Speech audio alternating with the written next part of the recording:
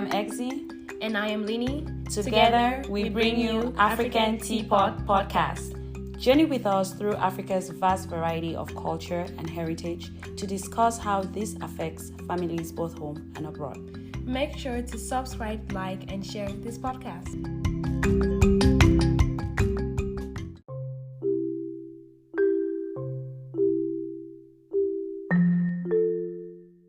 Hello guys, welcome to another episode on African Teapot.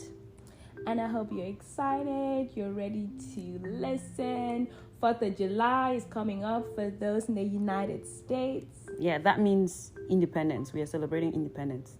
That means the barbecue and all the grills are coming up. Exactly. And we are also in July. That's mid-year. So this is a mid-year celebration on African Teapot. Yay! Woohoo! We survived, guys. We survived. And we hope you're closer to reaching your goals. Those New Year resolutions. Goals. Yeah. This is halfway through 2022. If those goals are in action, I need you to dust them up, shake them up, tie your boots, and whatever get marching. You need to do. And trust me, I'm talking to myself too. There are so many things that we've achieved actually. That was, New Year resolution, but we'll get into that some other time. But like Lini said, hope you're all doing great, wonderful. And today is pretty special. Our topic for today is listener's voice. And Yay! Do you want to explain what that is, Lini?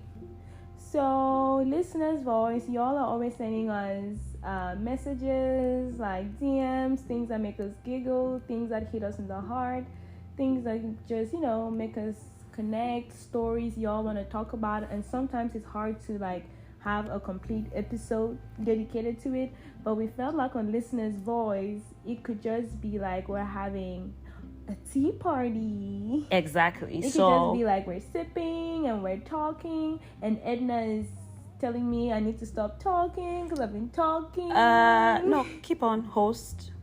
Keep on going. But today pretty much we are emptying our vaults. We are trying to get some of these stories out, some of these things in the back scene out, right? From our emails. So I think we'll go into our email jingle from here, right? Ooh.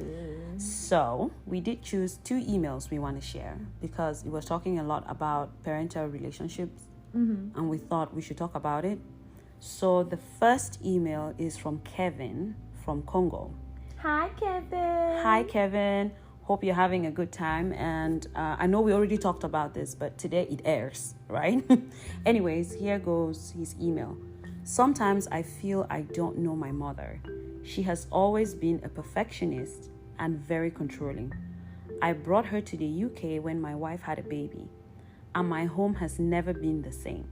She comes from love, but constantly criticizes everything we do and tells us we did not get it right because we did not ask her in the first place. My wife and I are always in a fight. We have changed a lot to accommodate her being our mother, and now I want her to leave without making things worse. What do you guys think? Wow. Okay, first of all, Kevin, I'm so sorry. There's no way to tell your African mom to leave without hurting her feelings. And without it being problematic. And for people who are not from the African culture, I know probably in some other cultures it's easy to be like, hey mom, we need space. You tell your African mother you need space. Y'all, excuse you. Oh, okay. Let me take this. Kevin, darling, I know this is a really difficult and tough position to be in. You love your mom, you love your wife, and you definitely love your newborn baby. And I know I already exchanged emails with you. He even went further to say she controlled everything and they had to change even the church they were attending because the church wasn't what she wanted. Yes. They tried though. So it's a lot of bending over, but I think you need to tell her, Mom, sorry, but with everything that is going, I don't want us to fight. I don't want us to have problems. And I think you can go back while we take care of other things and then you come back again. I'm telling you, it can't be like go and never come back. I'm just saying, you do have to, because I believe now you have, like it says, you leave your family and you create a new one. You do have a new family, and you do have to figure out what works for your wife and your kid, because But he's figured that out, though. I know, but He's telling the mom. This is I'm talking to Kevin. I'm not talking to you, Exie. Okay. So sorry. I'm telling Kevin. I'm just trying to make him understand. There's no way you would say that and not feel some kind of remorse or feel bad after. Of course. She's your mom. You're going to feel that way, and there's no way to say it without her feeling like she's being sent away. What I was trying to say is, unfortunately, he needs to put this kid and his wife, like, it's almost like they're falling apart, right? Right. Okay. So he has to tell his mom, like, hey, you need to go back while we put things in order here. And then you come back when things are in a much better position and in a much better place. You have to tell her that. Because when they visit home, it's still going to be with the same, so you have to make her understand things are not okay. She's your mom, and let her give you a chance to do this right. But talk to her without having your wife sitting there at the time. Talk to her. I feel like, when you say leave and come back, that's true. But when she comes back, the first week makes a difference. How you set the tone the first week makes a difference. Hey, I want to also go to so on this church. No, mom, we figured out this is what works for us. But if she says I just go to so and so church, okay. But I'm sorry, right? Sorry, guys. I talk fast, and sometimes Edna has to tell me slow down. So I am slowing down. No, especially when she's gotten into the story, and you're feeling like this more. And here you have things when this is like sometimes when we say toxic mothers, people think we mean like heavy-handed, wicked, especially Africans, like a wicked mom. No, toxicity doesn't necessarily mean it's coming from wickedness or something. Usually from love. Too much love, actually. Yeah, and to the point that it's controlling and it's choking. It's like you're lost in it. That's what toxicity means, because when you speak to a lot of Africans, you're thinking you need like patience, Mama G kind of mother-in-law or mother for it to be toxic. No, there is toxicity where that person is loving, but they are choking you. So sometimes explaining it to somebody else, they are like, well, but your mom is great. Your mom is the best. It's everything, which is true. It's not that she's bad. She's just toxic. Too much of something just makes it toxic. That's just what it is. You need space. You need your own space. And maybe she's been living with you for so long, you need a break. You just need her to go.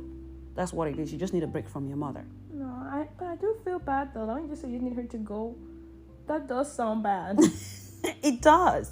And when he speaks in his emails, you can tell it's a really tough position to be. But it's going to be okay, Kevin. And if she loves you, it's going to be awkward for a bit, but it's going to get better. Just have the grandkids call her and things like that. It's going to be better. It's hard to get rid of a mom, though. You can't. It's African ones. I'm just saying, they love you. They love you so much. She's going to forgive you, even if it hurts. She will. And just know you would have to beg, even if you're right. When you try, you're still going to be the one to grovel. Oh. It just, yeah. But Kevin, I hope it works out. Let us know how it went. Yes, and our heart goes out to you. Just let us know. All right. So now we are going to move to Uganda. We have an email from Sharon. And she says, my dad has a talent, and it is in making babies. Yeah. He spent his time traveling and womanizing. I have 14 siblings that I know of from 6 women. My mom had just me and my sister. Now he calls us asking us to financially support him and some of his grown kids who are constantly in trouble. He keeps saying blood is thicker than water, which is nuts. He has never apologized for the neglect, but rather expects us to be happy he suddenly wants to connect. What a movie I have as a family. And that's her email. So, there's just 2 of them. Yes. Please, do you know the part that stunned me? Mm-mm. And I quote, that I know of. Yeah, it probably means there's a lot more. It means those are probably the 14 that he's Please, accepted. could this man... Okay, is he legally... I know I'm going into a lot of things right now. That we don't know. But is he legally a polygamist?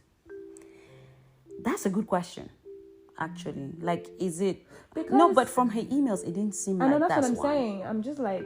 Because I... You know, I'll...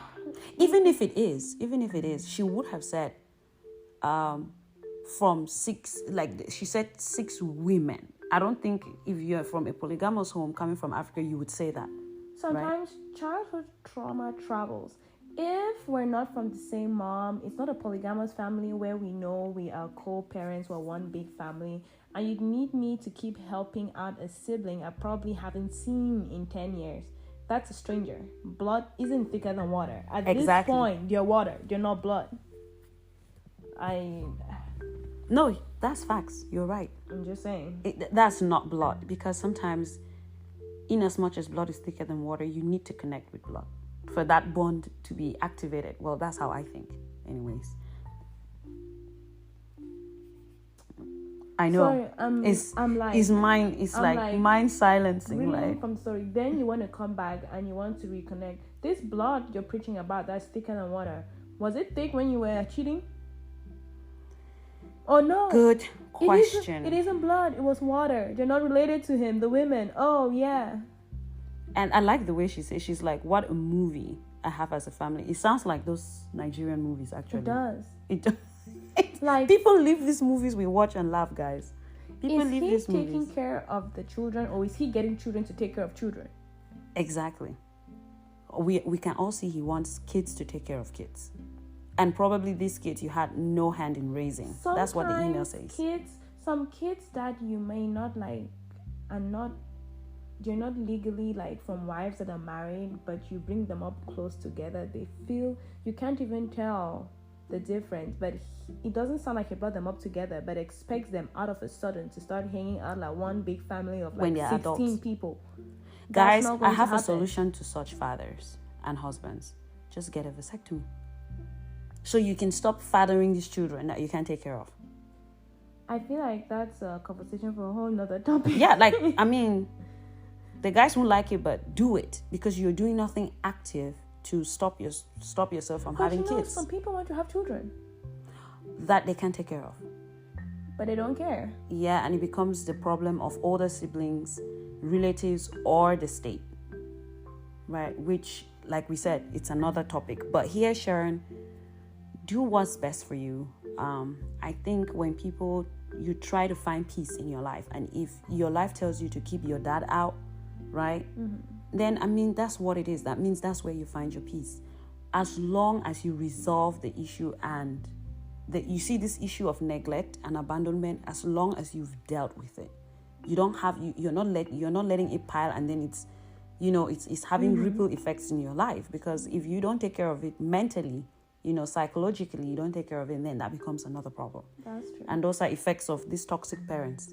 Sometimes the cycle continues, and sometimes even our parents were also victims of like toxic households, or you know what I mean, like just situations that are just unorthodox, and so they don't know any better. I know that's not an excuse, but I'm just saying you have generational, trauma, and sometimes you who identifies it, unfortunately, you have to do the work, right? So if you're doing the work by cutting them out because they're still that toxic, good for you, because you have to protect yourself and your family. But if they are giving room that they want to be better, then you go ahead and do. But in this case, it seems your dad is just trying to just be like, I'm the dad and I deserve financial help, right? Yeah. I feel like there's a difference with some sperm donor and the father. Yes, there's a difference between father and dad.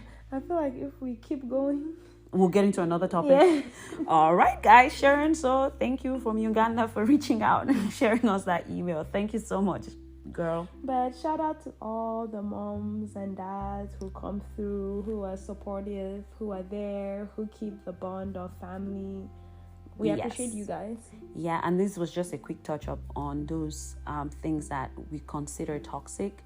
Sometimes it's not being as evil as, Mama G, but sometimes it's just being very controlling or not recognizing how what you do or say affects your children, right? And that's it. We love you, mom and dad. Don't get us wrong. And we appreciate the sacrifices, especially African parents, for us out here. Exactly. Okay. So now that we've rounded that up, let's go to the next segment. All right. Okay. So guys, one thing and questions we've gotten over time is, do we get Lini, what can we use? Do we get interesting conversations from the opposite sex? Sliding in the DMs. So that's what this segment is. Ooh. And so we chose 2 DMs that we're going to share. We are not going to call names before these guys are choking. We are not going to call names, but I'm going to try to read the conversation, portions of the conversation, right? So there are 2. So the very first conversation, this is on Instagram, and I got a message, and the message started as, "Hey pretty, you are such fun listening to, and your name Lini makes it even special." Oh wow, thank you. Then that was me replying, guys. That day I was the one handling the account on that day. So I replied, "Thank you very much, but it's not just Lini running this account." And then he replies, "What?" with 2 question signs. "Isn't this sexy Lini from African Teapot?" Excuse you, Oga. You can see me from the podcast. Oh, wait. And then I reply, "Not exactly. This is African Teapot, but this is the co-host." And then he says, "This is sexy Lini, as the intro says, and I want to treat you right." And then I went, "Well, this is Exy, and Lini is my sister, as the intro says. We are a duo." And I wrote in brackets, "host." And then he went further to say, "My bad, you're pretty too." Excuse you? Yes. And I just decided to end it there, guys. Wait, but so he didn't reply. Yeah. Is he saying that to make the situation awkward or to help you feel like you're pretty too? I'm kind of confused. I wondered. And I almost wanted to ask him, have we met in real life? I mean, okay.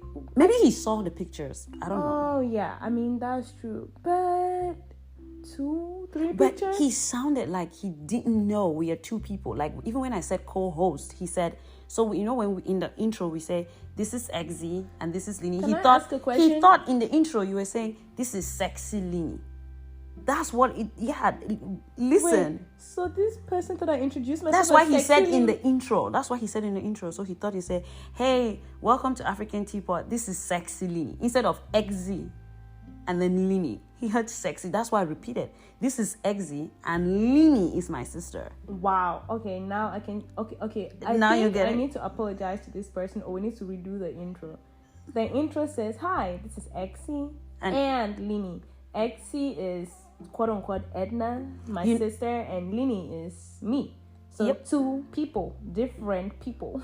And actually, I just think he hasn't listened to the podcast. That's what I thought too. Because I'm like, it's obvious there are 2 people speaking. He looked at the pictures and the quotes and probably like an Instagram follower more than a Teapot listener.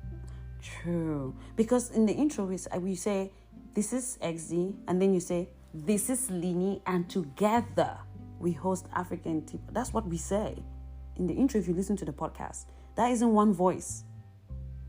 But anyways, thank you, Oga, for saying I'm pretty too. I mean, let's give the guys chops. I mean, for saying I'm pretty too. Appreciate the compliment.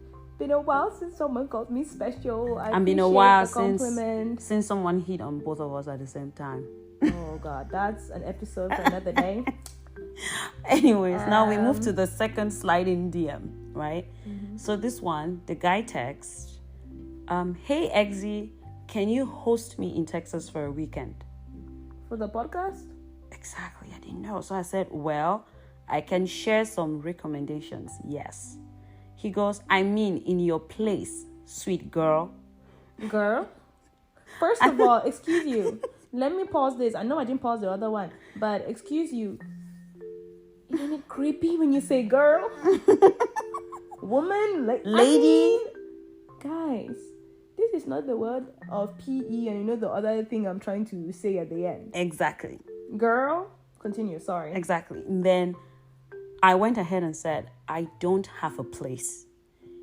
Then he replied, you mean a big, beautiful girl doesn't have a place for me? So big, girl. She's big, but she's a girl. And she's a girl, but she's big.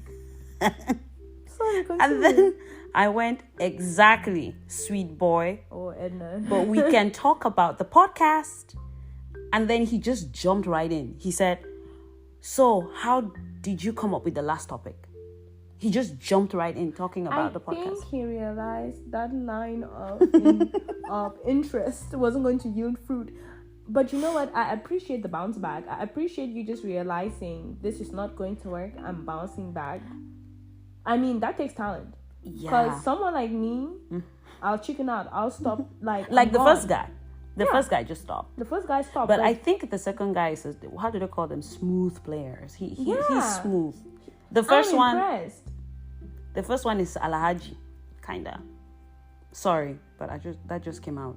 Yeah, no offense to Alhajis. I know. Please, she said it. Exy said it. Okay, guys.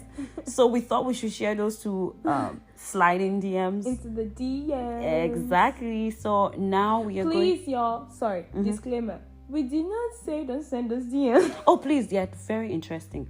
Quite flattering, actually. Yeah, and again, everyone wants to be complimented. We accept DMs. Sometimes we appreciate the compliments, we appreciate the feedback, we appreciate the criticisms, we appreciate everything. Right. So this is not saying don't send us DMs. We appreciate the DMs, actually. Yeah, this is just to say that these ones were funny.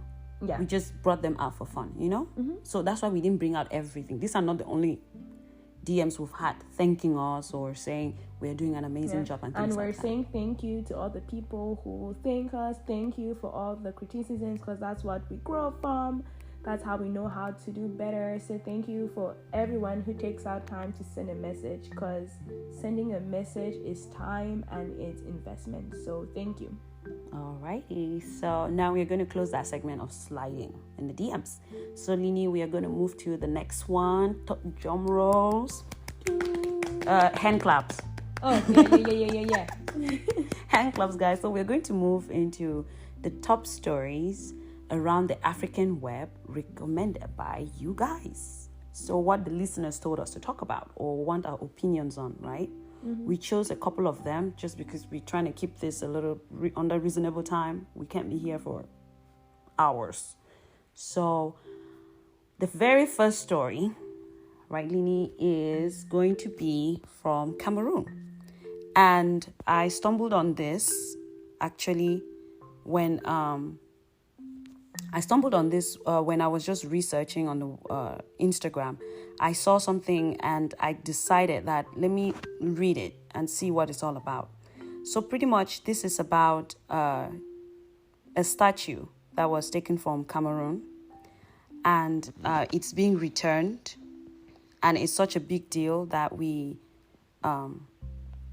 Cameroon, we just had to talk about it, and I saw people, having a big conversation about it. Did the gods chase them? I don't know. So it says, Germany has agreed to return a sacred statue stolen from Cameroon at the beginning of the last century. They stole it? Yeah. Who stole it? The Germans. Okay, you know what? Sorry, this is not a personal attack. The Germans stole it? Who the Germans stole it? Like, how do you steal a sacred... So some of these things don't sound like they were stolen. They sound like they were taken. I don't know. There's a difference between stealing and taking. You guys know that, right? Yeah, and this was after more than 120 years. Now we finally actually get back the statue. So who decided to give it back? I think it was the Prussian Cultural Heritage Foundation, which manages the museums in the capital of Berlin. It said it will return the female figure known as Ngonso. I hope I'm saying that right. Ngonso to the Nsot community in northwest Cameroon. So they are going to return that, and the statue was actually taken by a colonial officer and donated to the Berlin Ethnological Museum in 1903. You donate a stolen item. Yup. They said he took his soldiers and he stomped, that region back then, and they grabbed it. You know how it was. Oh, and do you now see why I said, was it taken or was it stolen? It was taken. It wasn't stolen. True. And so this is not only going to happen in Cameroon. I think Benin Bronzes to Nigeria is also going to be returned at some point. Namibia, there were Tanzania. There are a lot of countries that this foundation, they've decided to return a lot of their artifacts that they took. Well, I know I'm always here with a commentary, but at the same time, thank you for whoever brought up the returning. Thank you for giving us a part of our culture back. And we're glad we've gotten to the point where people realize Africa is not just a place to grab, take, possess. Right. There's ownership. Like, ask, and if it's a no, it's a no. Yeah, if it's not for sale, it's not for sale. Period. And you are a thief for taking in the first place. They said it was stolen. I'm like, there is this polite word like it was taken. No. Because it's not like in times of war, you captured somewhere and took its stuff. No. You invaded people. When I said taken because to me, when I said taken, I meant like authoritatively taking something. No, I get you. I mean for them when they're saying it. Like, we took. I'm like, no, you stole stuff. That's stealing. You just went into somebody, you bullied people with your weapons and you took it. Because you guys were not in a war. Was it smilingly handed to them? No. Maybe these guys didn't even figure it was taken until you had left. They realized you were a thief. So I'm just thinking, after all these years, it finally dawned on you it was wrong? Because it's been an ongoing thing. And Germany is known for that. I mean, they took a lot. Even when they talk about the Nazis, because when you talk about Germany, people just think of only the Nazis, Hitler and all of that. But if you look into history, they did all their territories. It was pretty much very harsh under German rule. When you're looking at colonial powers. Not like being colonized is good anyways, but, just looking across, right? So, well, that was a topic I stumbled on and I thought I should share, so that came from me. Okay. This next story is from Kenya. And for this one, I thought we should bring in not an expert, but someone who is familiar with the story and is from Kenya herself. So let's go ahead and see if we can get her on the line.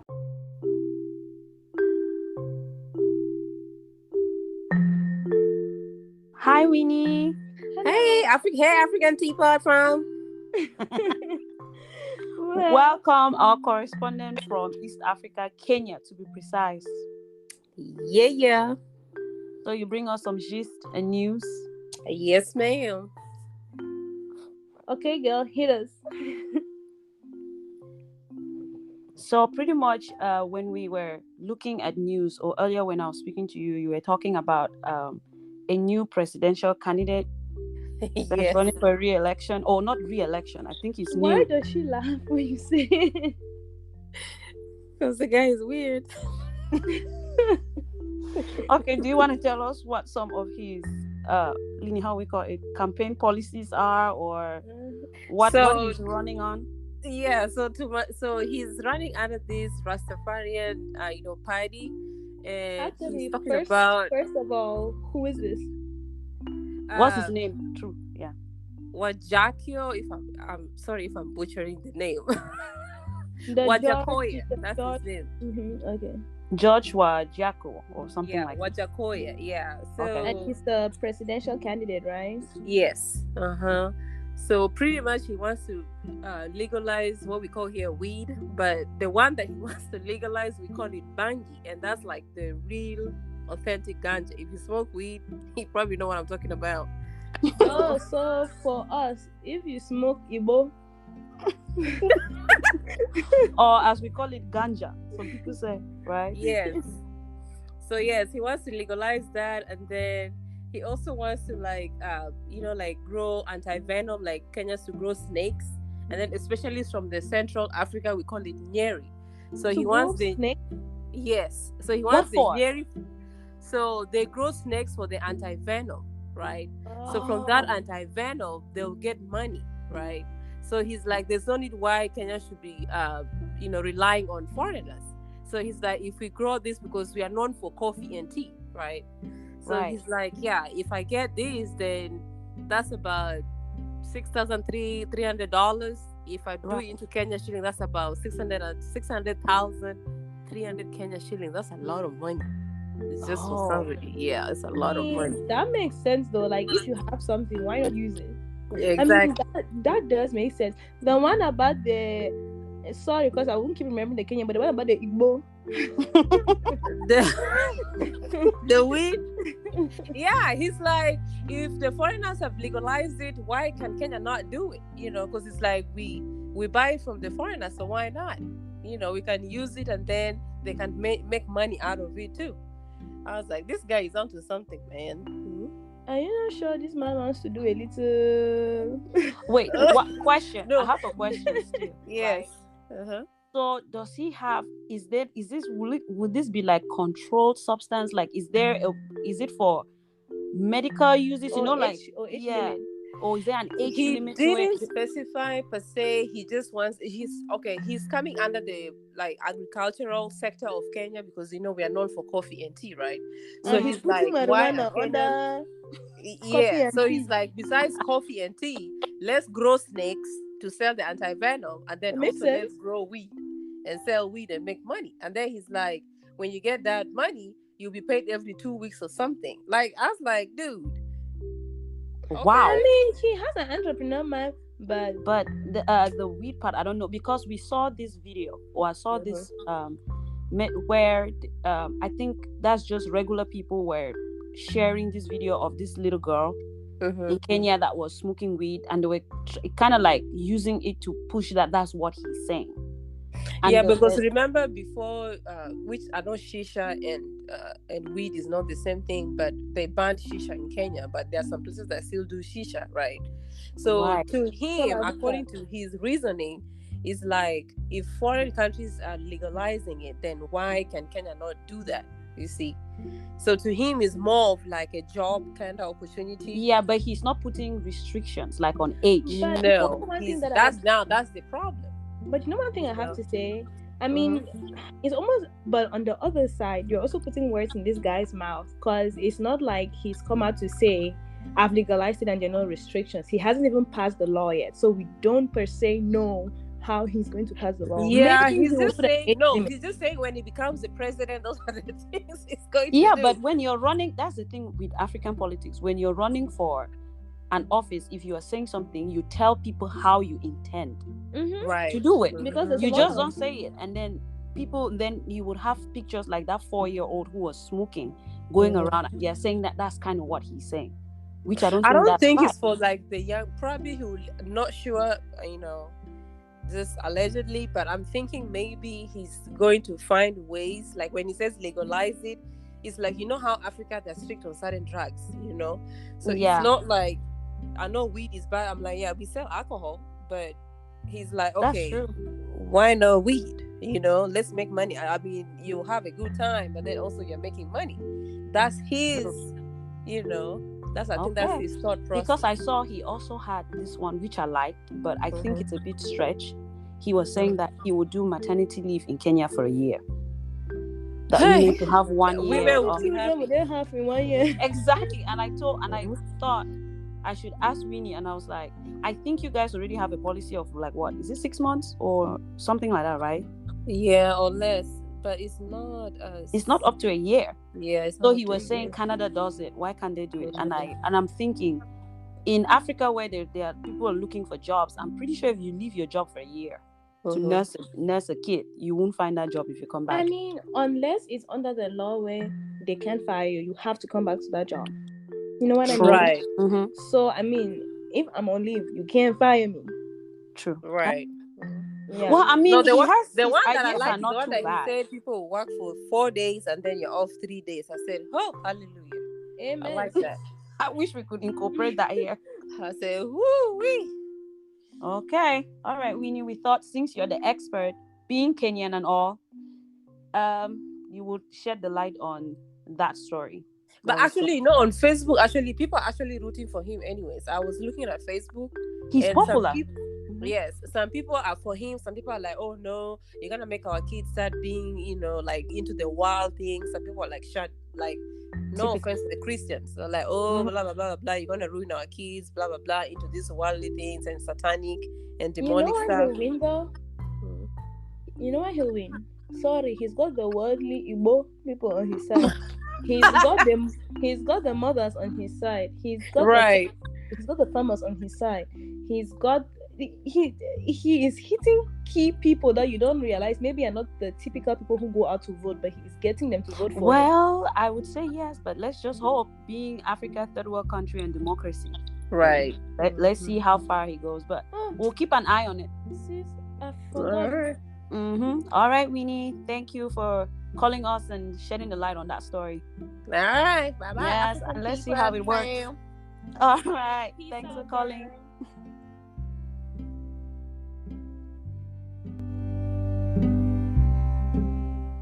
So now we are going to move to the next story. And this is going to be from Cameroon again. And this story was sent in by Fidelis. Fidelis, thank you so much for sending in the story. And this story pretty much is, or what the headlines is, Cameroonian takes champagne to corruption hearing. So Cameroon's former defense minister caused quite a stir in the court in the capital of Yaoundé after arriving to face corruption charges with a glass of champagne in hand.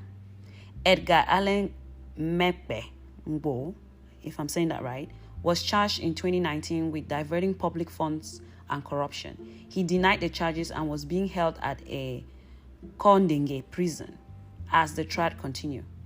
I doubt that, but anyways. But at the special criminal court last week, photos published by a local outlet, Actu Cameroon, showed him looking clean-shaven and well-groomed. Exactly. In a double-breasted grey suit. Maybe he was taken out of jail and clean and shaved before he walked in for the hearing. Yeah, right? Privileges of the minister, right? Because the other prisoners, you come in there with the prison attire and attend whatever you're attending. It's not like you were out on bail. Right. Where did he get the champagne from, and who let someone walk into a courtroom with a champagne flute? He's just trying to say, yeah, he's not affected. Right. Yep. We are going to post all these pictures, on Instagram for these stories, the ones that we have. We are going to post it. How has our politics fallen so... And how do our criminals have no shame? Like, pretend. That's all we're asking you for. Like, pretend. Act like it matters. Yeah. We know it doesn't, but act it out. Just so a part in my heart goes exactly. to bed and you're like, oh, he regretted it. Oh, no, he didn't. But, That's why immediately they said he was in Konding. I'm like, I doubt that. I mean, we all do. I doubt it. Anyways. That's crazy. Thank you, Fidelis, for bringing that to our attention. So I thought that was good. Still, I'm flawed. That he showed up with the champagne and he drank it. Because after it was empty. Champagne? Maybe he still has entourage. Are these police officers just asking to get stabbed with the broken champagne food? Like, am I the only one who's worried? They don't care, guys. That's the level to which the corruption is. They don't care. Oh my God. I feel like this deserves a whole episode. We just need to do an episode for Africa, politics, corruption. And he was sacked from the government while serving as a transport minister in 2018. After being tipped as a successor to longtime President Paul Biya. So he was tipped to be a success. So wait, this guy was being groomed to be the next president of Cameroon? And excuse me, I Jesus thought Christ. Democracy. It's not like... Is it aristocracy, right? Is that the one where it's just like from one person to the other without actually voting? Is that monarchy? Monarchy, yes. Yeah. Thank you. I said aristocracy. Guys, you guys didn't hear that though. The monarchy even moves around families. This one, like what? And they said his charges are related to awarding of military contracts, including one to a company linked to his wife between 2000 and 2005.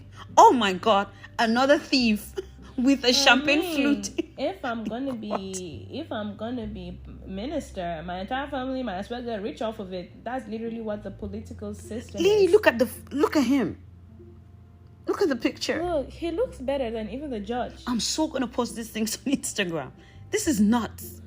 Alrighty. Okay. Okay, all right. next? We're just in awe for that. But next story is coming from Ghana, right? So sorry, give me a second. Let me get that. This is coming from Kofi in Ghana. He sent this the other day, actually, I think last week or so. He sent this, and pretty much he was talking about the residents of, permit me if I'm saying the names right, the residents of Kubori, Yirangu, and Lunsi. The protests against police brutality and armed robbery.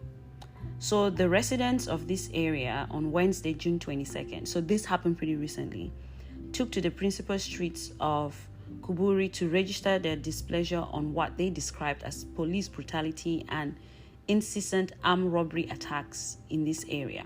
This is in the northeast region of Canada. So the protests of the residents come at the back of a robbery incident that occurred in May 22nd of this year, where 4 gunmen invaded a fuel station and bolted with about 15,000 Ghana cedis worth of gas, I guess, of petrol, as we'd say, and mobile phones.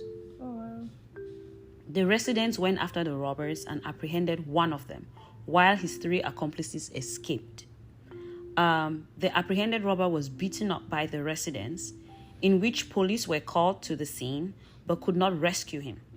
The robber who the residents alleged was from the Fulani extraction died a few hours later after the police had visited the scene. At the time, he was still alive but only went away with his bag and a shirt. That part it's quite confusing to me. But according to the residents, the body of the robber was about to be decomposed after it was left at the mercy of the weather for close to 24 hours without the police claiming it. The body was later buried by the residents. In the early hours of Saturday, the armed police and military raided the 2 communities and about 10 vehicles and arrested 25 residents, including minors, and severely beat some of the residents who were hospitalized following the killing of the apprehended armed robbers. 20 of the arrestees were later released, and including the rest remain in custody, including an 18-year-old. And so pretty much they stormed to the streets saying that they want the police to release those guys that were arrested. There are other sides to the story. I personally don't support the whole for people who don't know, it's pretty much called jungle justice. Jungle justice is when there's failure of like an organized police force handing out justice and the local people decide to hand out justice, which is usually harsh. There's burning of people, beating people to death, hands are cut, body parts, that kind of thing. So I'm coming from the point where y'all want people released because you guys are claiming police brutality, but you guys did mob brutality. Exactly. It's the same thing being done. I'm not supporting the police. Like, come on now, you guys can't go repeat the same act. Probably because, and you know what's the problem? If you go back into that community and ask the people who beat up that guy, no one is going to point out someone. So they are forced to want to set an example and bungle up almost everyone they just find. Exactly. And then beating them too. I don't support the police beating the people, but including minors. But it's a vicious cycle. If you, the community, can beat and kill someone who's one of y'all, the police is beating and killing on you guys. Like, it's almost like y'all are just handing back and forth the same thing. Because when I heard this, the first thing that came to my mind was, why are we as a community, we've gotten to the point where civilians need to do police work? Because the police are failing us. So they are not cracking down on this thing. Sometimes you even go report it to them. They don't care. They would arrest these guys, and these guys would give them, a little blah, blah, blah, blah. And they will let them out the next day. So you have people trying to, do something to be safe. Because if we don't set an example, then this is going to keep happening. Because they are hurt from the robberies that have been going. It seems there's the robbery issues. And now they are angry. So they just caught this guy. And then this is one thing with the police. How can the police come there and left the guy? They didn't succeed taking the guy from the mob. They left the guy. Then he died. The police didn't come back to claim the body. And then the civilians buried him. And then you come back to arrest the civilians. It almost sounds like low-key, the cops were scared. It's like something is not quite right. Came and probably picked up all the innocent people. I'm pretty sure these guys who are arrested, they have nothing to do with this dead Because the robber. ones y'all were afraid of, who y'all saw and ran away, y'all want to tell me y'all went back and picked them up? If you were scared of them in the first place, you would go back and pick them up? Like, what made you bolder? Police, stop chickening. Do your job. And people as the community, the What police are right? failing us, but I feel like it needs to be fixed on so many levels. But you beating on people and then complaining of police brutality when you're handing out brutality yourself, It's double standards. like, listen to yourselves. That's double standards. Like, where do you sit and say, well, this kind of robbery is worth killing and this kind of crime is not worth killing as a mob? Because a mob means anybody who is around the area at the time. It's not like you have specific people to call in the community to come and do it. That means if you're caught stealing here, even that's why you have both minors to adults. Even someone who's having a bad day and just sees jungle justice, picks up a stone and kills someone who is having their own issues, someone who's a murderer, anything, takes advantage. It's a mess. At that point. It's a mess. Because y'all have given the leeway. And the police too. Why would you come in, chicken out, and then come back to arrest people? You're asking for trouble.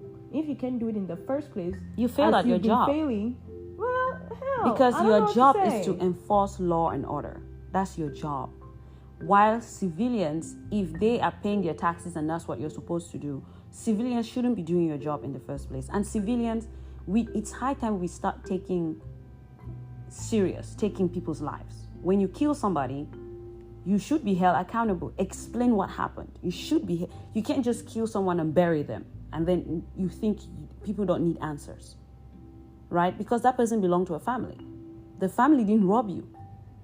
So they want to know what happened to their son, their dad, you know what I mean? Their father. Like, they want to know what happened. You can't just kill and bury people and think nobody would ask. Let's be reasonable. Criminals are human beings too. People want to know. I want to know what jail might, you can't probably just... that piece. And the family who might even find him will be afraid to claim the body because the jungle justice might turn on them too.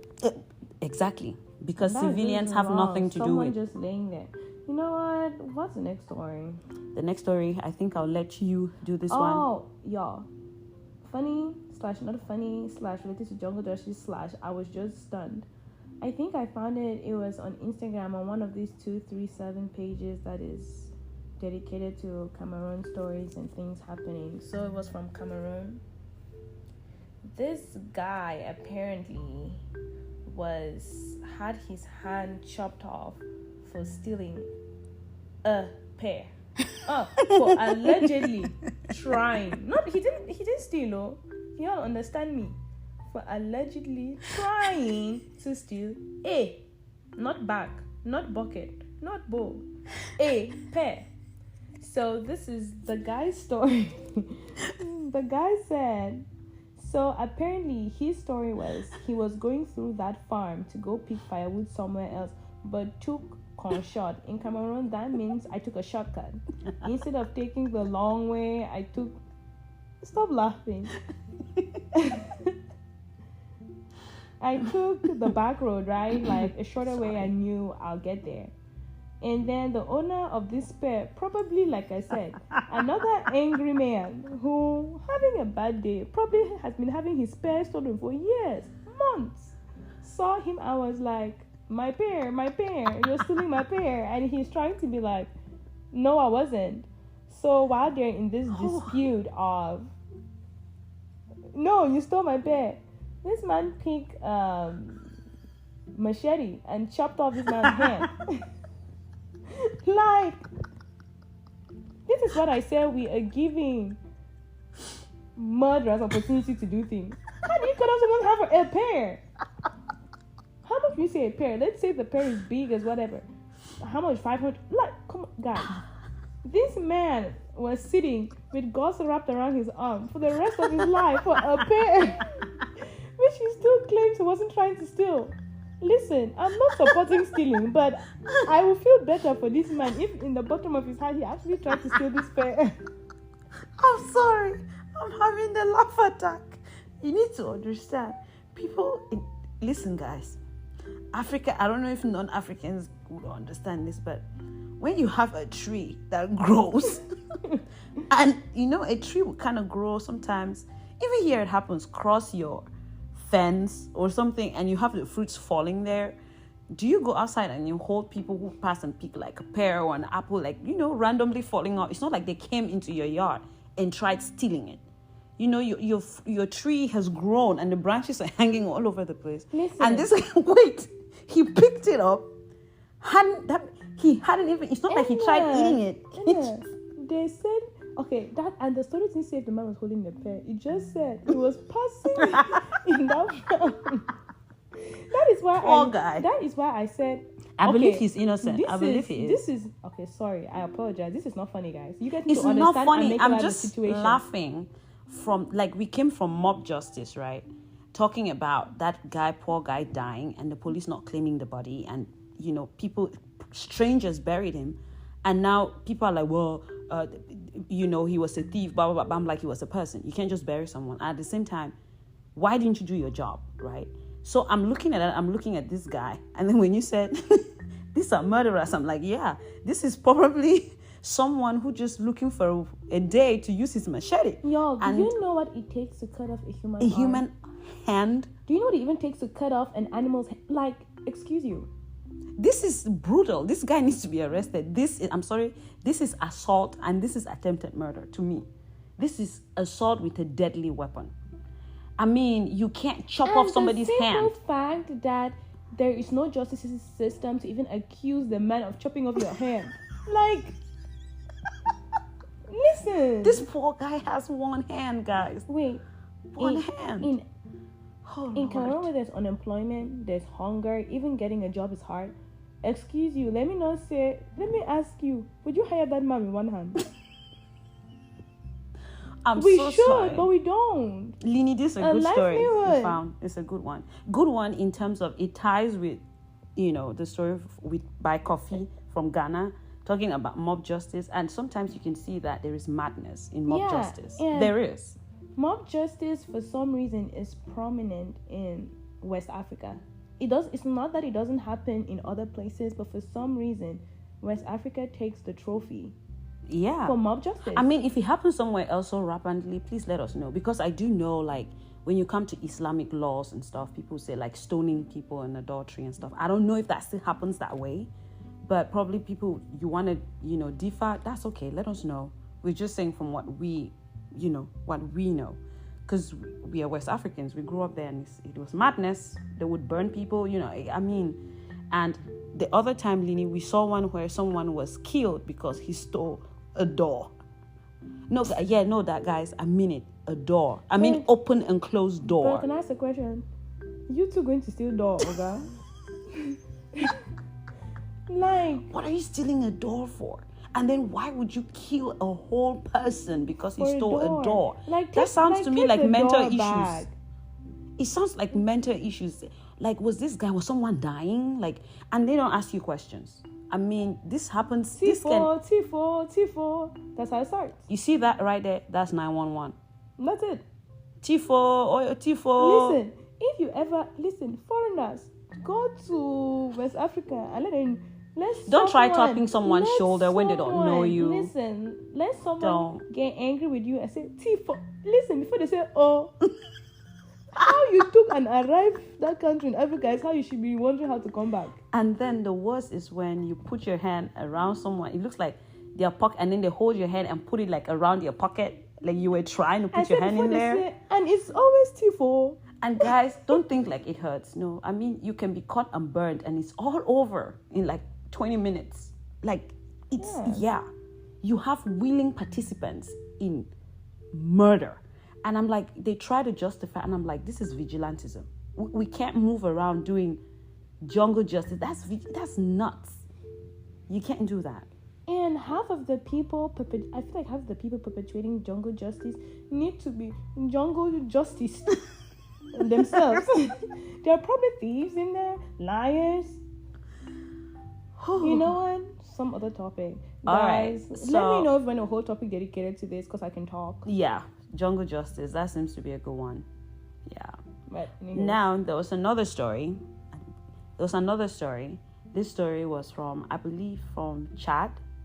And it was pretty much this boy and girl were humiliated on the street because they were having, intimate relations in the car. Mm-hmm. And they parked under a tree somewhere. Mm-hmm. And they were, doing their thing. And someone saw them and alerted the public. Why not just mind your business? Alerted the public, and they came there and they humiliated them, like recording them and, like, oh, you guys are doing, bad fashion. Like, isn't it what you're doing too? In public. And so the guy was like, is his car? And they were behind a tree. But can I ask a question? Well, was it his land?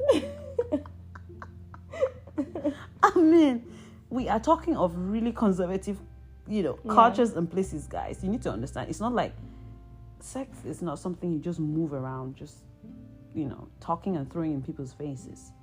So to them, it's like, well, someone saw you get a room. In Africa, if we could make it darker, people make it darker to us. That means if people could think people don't have sex, if you could just sleep and just have the sex in your dreams. In your dreams. And I get think the same reaction. Most African communities would choose that. They choose to be naive about it. So this guy was just really humiliated. I saw the video. The girl was like holding clothes against her breast. And I was just like, this is against their human rights. Isn't that against their human rights? But again, let's remember, we are in a place where almost culture and to break the barriers of culture is really it's hard. Almost like going through that is almost impossible, because when I heard this story, that's why I was like, hey, just mind your business. But again, I think of the time and I'm like, was this his land? Because y'all, like, bruh. I think he needs to meet that guy that tried to pick up the bear. And they just need to, like, this true story, they just need, and the guy, I don't know, the one about the door too. I mean, it's just some silly stuff that people poke their nose into, and you're just like, really, you would kill some. And I mean, guys, when we say pear, Americans, avocado. Oh yeah, sorry. We are talking of avocado. Someone's hand was chopped off because he, I don't know, looked or admired or had a look like he was gonna pick it up. If he was stealing the avocado. He sounds like he wasn't. When he explains it, I know exactly what he's saying. Like, school, like students used to walk back home and they would just pick mangoes and guavas. Like, it kind of sounds like that. I'm telling you, when y'all are traveling to Africa, you know this thing where you're like, oh, that's cute, pick it up. Listen, y'all. No. Don't do that. Don't do that. Just ignore it. Trust me, it's for your safety. Just a clue. Thank us later. Thank us later, guys. But anyways, this... yes, the segment for top stories around the world. There it goes. If you have more, let us know and we'll find another time to do this. This was fun, actually. It was. But moving to our next segment, next and final. Is it hand claps, drum roll? Yes. So we are going to questions to the host. Ooh. So we have 6 questions, guys. Okay, Lini, ready? Mm-hmm. The first question is from Maureen. Mm-hmm. This is like a teapot fave, From Maureen, she's from Cameroon, and she asked, how did we come up with the idea of the podcast? I'm going to answer that. Oh, well. I have my answer, but I want to hear what your answer is. I did season 1 by myself, vocally, in terms of sitting there and speaking. It was just me, Exy. But around midway through season 1, Lini was like, pretty much, she'll come and be like, did you record? What are you talking about? And then I'll always run like my ideas with her. So sometimes I'm recording, she's sitting there. Like, she was always like lurking in the shadows. behind, you know, and she would always like proofread, and when I edit, she would listen. Sometimes she'll have to listen to it like 3 times, actually, right? The fun old days, guys. Exactly. So she was pretty much there. She was like always like, oh, Anna, did you post today on Instagram? Blah, blah, blah. So she was there. She was already writing and contributing. And so I think the more she did it, the more comfortable she got.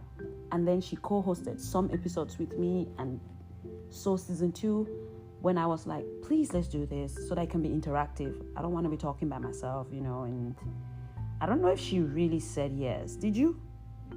I don't know, or if the next day I found a microphone stuffed on my t-shirt and I found myself talking on the podcast. But guys, I think this is how we started. Edna has a different, she does, that version is pretty much true. But I feel like this is a part X he won't tell you. But I have the scoop. Oh, Lord. Growing up, Edna has always had the dream of popping my eardrums open with all her stories, her and passions, her findings, and we were just like, why not look for a way to tell everybody what you want to say? Because guys, I would literally listen to the stories for hours. She had always been passionate. She always had things. She always had the daring spirit of going out for stories. I was like, okay. That part is true, right from school. So that's true. I finally had it, and she had this idea. I didn't think she'll go through with it because she's had a bunch she's never gone through with. And then one day she comes home and she's like, I created a podcast. Yeah, I think Derek actually helped me do that. I created a podcast thing, and I thought she was lying, but she pulled it up, and I'm like, oh, okay. If you listen from the first episode till now, you will realize the podcast has gone through like an evolution of finding what it's about, or finding its identity, and I think it's still going through that. Her, and then after that is like what she said, getting me on board and getting me to join her. Whew. Because you do storytelling too, and writing. No one talks more than Edna. So yeah, so thank you guys for listening to me ramble throughout season 1 by myself. But it was nice knowing you guys on the other side listening though. And so Maureen, yeah, that's how it came. But yeah, I'd always wanted this, and maybe the course of my career took a different turn here in the States. But back home, it was always about investigative journalism, and I was always in the journalism club. Yeah. And hiding behind the trees for the latest scoop. Yeah, I used to do that. Like I literally. And getting bitten by mosquitoes. We would have ants. Sorry. We would have little, like little fights, little riots in Cameroon. I would sneak out with my little phone to go get the story. Very little phone. Yeah, like the Samsungs and the Motorola's, and just to go. Samsung's so good now. Yeah, I just mean back then, what I used. Yeah. Yeah. Okay, guys. So I did that. Even school, when kids are, disgruntled about teachers or about grades, I always want to get the perspective, and then at the end, read some news or something at the end of the school year or something. Yeah, that was me. So Lini is right, and I was always sneaking and putting them in trouble. My brother especially. Our heart goes out to Elmi for enduring. I dragged him. Oh yeah, and that's our brother, which we hope to convince at some point to get on the podcast. Yeah. We hope so. Yeah. Well, that was a long answer, but thanks, Maureen, for that question. Mm-hmm. Now, question 2. How do we come up with the topics? This is from Jinxie, and Jinxie is also from Cameroon. Thanks, Jinxie. He's also a great sponsor to the podcast. Mm-hmm. How we come up with the topics? Just like I said, how it comes up. We sit and we're having conversations. Like sometimes we could be going through Instagram. That was how I found out the one with the chopped hand. And sometimes we just find things that were like, that's a thing that happens. Sometimes I feel like if something surprises me, wows me, it's probably going to surprise or wow someone else out there. And then from you guys too, you guys send in a lot of stories, because a lot. The ones that are dedicated to personal experiences and stories are you guys. That's not us. So yeah. Yep, and we try to keep it rounded. We try to look for stories because it's African teapot. True, we'll have a lot of Cameroon, West African stories come up, but that's why we have someone like Winnie who comes in and brings a fresh perspective from, from East Africa and other areas and regions in Africa. Okay, question 3. How do we respond to harsh reviews? This is Derek from USA, and this is the person who was like, you need to get this podcast, and he was like, this was like the pro podcast. He's from here, from the United States, but this is his question. How do we respond to harsh reviews and criticisms? I don't know, but sometimes harsh reviews are funny. I actually laugh about it, and I'm like, and some are just, I can tell you just don't like the way we approach our topics, and so sometimes this is very little. This is like maybe a couple, just 2 or approach. 3. And that's one thing I need people to understand. If I approach a story from a sarcastic, funny point of view, like the one with the chopping of the hand, that doesn't mean I don't understand the pain or the grievance of that man with the chopped hand, but it's probably the tone I'm using to deal with it. If I approach something with tears and crying, and it's something you can harden your heart towards and walk in there, it's just people, we're different. So sometimes I feel like it's more, but you can't tell me how to act to something, react to something, or say something. Right. Please, guys, and let's try to be nice. A lot of you are. These are just like a handful of reviews we've had that are like really out of place, I would say, excuse me, but out of place, really downgrading or just breaking us in terms of what we're trying to do. And there are a lot. Not everything is to your taste. If it's not, it's okay. You can subscribe to another podcast. That's why we have a variety. I'm pretty sure we are not the only Cameroon podcast, Talk Less of African. It's a whole community out there. We are in a lot of those groups. It's a whole community of African podcasters. And you know what? Sometimes it can come like a harsh review, but sometimes we can pick out the truth in there, like, hey, why haven't you guys spoken about this? And we're like, you know what? That's true. Why haven't we spoken about that? This? So sometimes it's the way you put your message across. Right. You type a message in all caps, red letters, capitalized. Guys, and then you call us names. Maybe that's you guys nice. are this kind of people. Like, no, you because the truth is, in as much as you guys have gotten to know us, and it's kind of like we've let you into our home, African Teapot, and we are a family. We are trying to grow as a community. It doesn't mean that me, by myself, and now you kind of know my personal story. So when you start, having conversations and putting words to my personal who I am, when you don't know me behind the voice, that's calling me names and being insulting. That's just, but I've tried not to flag and report such people, but I think I should. Someone told me I need to. And someone said, how do we deal with them? You are getting out of hand. You can't stop, regardless of what just we block say. you. We block you. If it's something that, we look at and we're like, yeah, that's true. Sometimes we ask you for more, like, what do you mean? We try to understand. We try to clarify. Sometimes we say, thank you for the review, thank you for whatever. But unfortunately, a few times we need my emotional self can't take it, and that's true. We're all humans, so that's a block. Hopefully the people who are blocked don't hear this, but if you do, that's why you blocked. Yep. But what's next, Eds? Okay, the next question is from Pascal, and he's from Chad, and he says, do we have any projects going on? Hell yes. Yes, we do. And she's probably going to kill me for probably saying this, because it's been a project for 2 years. Y'all, YouTube. Like, I'm even embarrassed to say that. When we tell you guys goals to achieve, like we just can't seem to kick off the YouTube. Something is holding us back. And we have people that are ready to jump in there with us, Pray for us.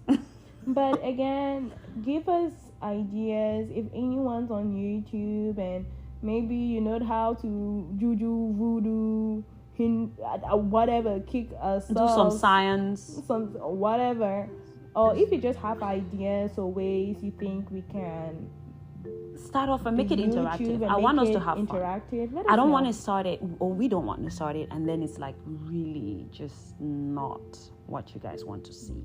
No. I think that's one of the holdbacks in it, and sometimes you sing, but yeah, pretty much that. But that's one of the projects. But one thing that we are doing that we are really good is we have, I think we'll say it later, but we do support Vision College. Oh, Yeah, back home, right, back in Cameroon. We do support that. We just don't say it. It's a school in Bamenda, actually, northwest of Cameroon, and we do that because I think we do that without asking, because we have our parents involved in it, and we support as African Teapot back home, but we don't really make it that big of a deal. I think we support that as, us. But that's behind. And then we have little things that we want to do for African Teapot that you guys can have, and it's something that you guys look at and be like, yes, a family member to African Teapot. So we are working on that. We've been working on that for a year. embarrassing, y'all. Embarrassing. But we'll get there. Just something that if you guys have, you're like, oh yeah, I listen to African Teapot and things like that. So we are working on that. And what else are we working on? I can't think of a lot right now. I can't think of a lot right now. It's kind of like blow.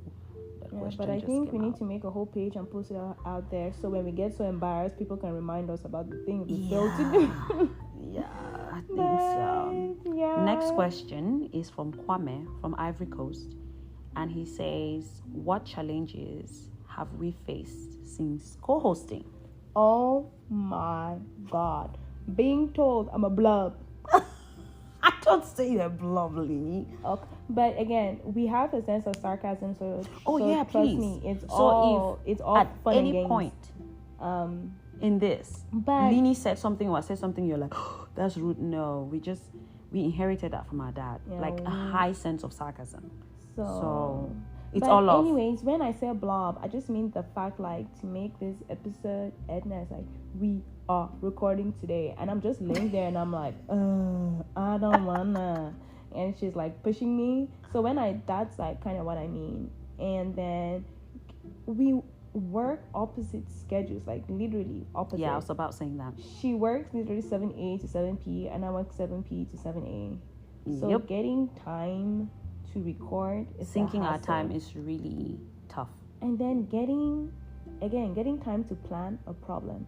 Getting time to choose a topic, a problem. Getting time to record, a problem. Getting time to edit, a problem. And then when we have to have like guests, that even makes it, That makes it worse. like having Rini on today, that because she also has her own schedule. Or you have Lyris or Boric. Sometimes we just need to like break things up, and that's really hard. And I think that's also one reason why the YouTube is taking that, because YouTube, you're seeing us, so we need to set up. With the podcast, it's just the voices. It's just like, hey, you here? I don't care where you're in the kitchen, Yeah. your living room. Here's a mic. Let's do it. Exactly, but with YouTube, you have to see us. You can't see me cooking and Lini on the other side doing her hair. Yeah. Or something. Like it just looks disrespectful. When you're watching YouTube, you are hoping to see us concentrate and do, entertain you, pretty much. That's what this is. Yeah. So I think syncing our time, that's a problem. And Picking the topics now is not so hard, because I think we got to where we have like pre-picked topics. yeah, picking a topic was a problem before we just said, you know what? Let's sit down and write topics that are of interest to us. So we have a list of topics that we already have set, and we go through and pick them. Sometimes we realize We switch some out. Some will match with like a major holiday coming up, or what a month is about, or something. Or we realize a hot topic comes up and we switch it over, or y'all recommend something. So changes are made. But I think that the fact that we pre-picked helped a lot.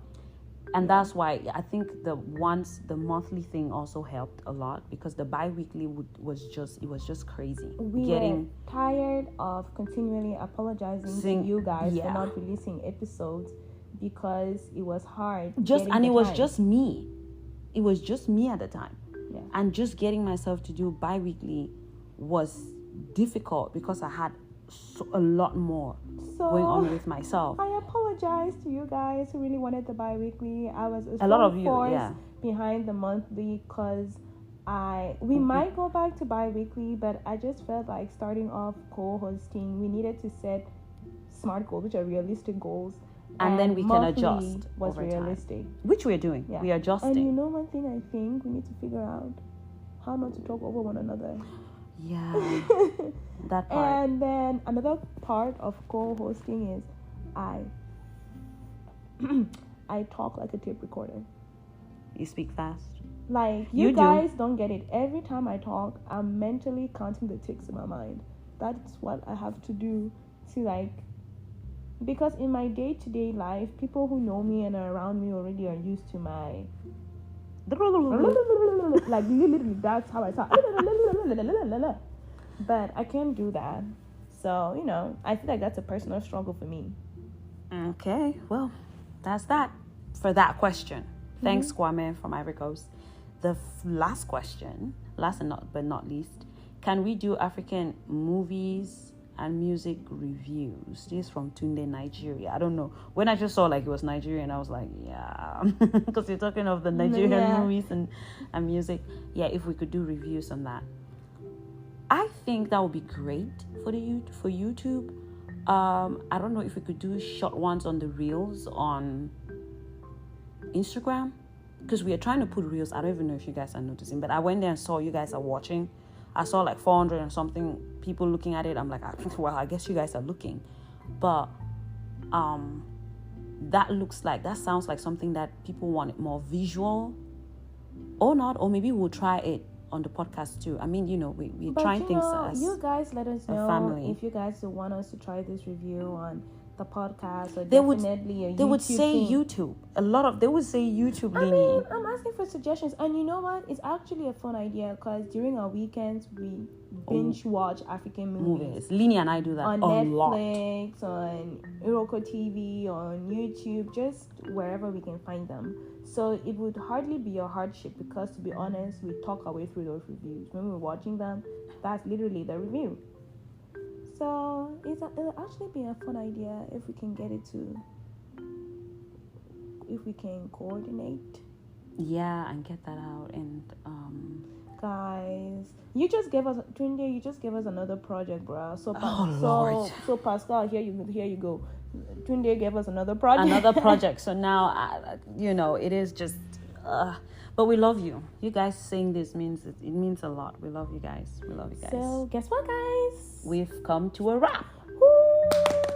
And I think this is the longest episode we've done all year. So thank you guys for listening. Thank you guys for being patient and ignore all of our excesses, if there are any, and any pops of sound that came here is from the laughter and the, just the story in general. But great. If your story didn't feature here, don't be mad. Instagram is there where always. So you just need to be addicted to African Teapot and just keep an eye on everything. And now we have our reels going on. I started trying putting stuff on there, and I'll do a little bit more because there is a lot from us and our group of friends. So yeah, we'll always have something on there. So thanks, guys. Again, thanks for having Exie and myself. Thanks for being part of this family. Thanks for letting us get to know you guys. And y'all have an amazing month of July. And we're going to see you. Nope. Here. You know what? You're going to hear us next month. How about that? Bye, guys.